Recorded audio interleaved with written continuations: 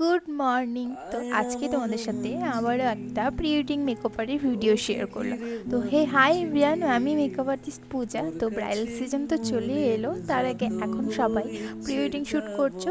সেরকমই আজকে আমার ক্লায়েন্ট তার প্রি ওয়েডিং মেকওভারের জন্য আমাকে বুকিং করেছিল।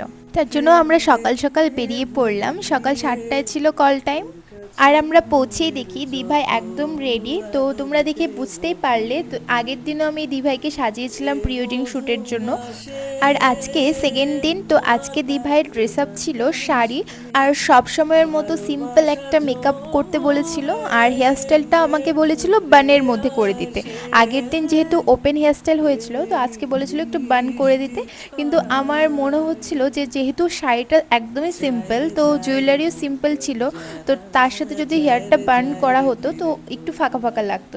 তার জন্য আমি দিভাইকে সাজেস্ট করলাম যে হেয়ারটা ওপেনের মধ্যে রাখো, ভালো লাগবে।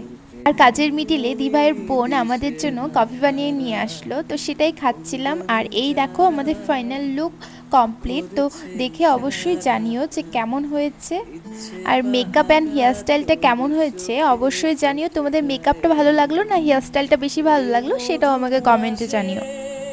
আর ওভারঅল লুকটা কেমন লাগলো সেটাও বলো। আমাদের এখানে সমস্ত ভিডিও ফটো নেওয়া কমপ্লিট। তো আমরা সব কিছু গুছিয়ে নিচ্ছি। তো গুছিয়ে নিয়ে বেরিয়ে পড়লাম।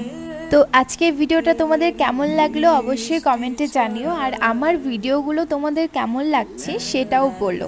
তোমরাও যদি তোমাদের স্পেশাল ডেতে আমার কাছে এরকম সুন্দর সুন্দর লুক করতে চাও, তো ঝটপট স্ক্রিনে দেওয়া নাম্বারে বুক করে ফেলো, কল বা হোয়াটসঅ্যাপ করে। তো দেখা হবে নেক্সট ভিডিওতে। টাটা।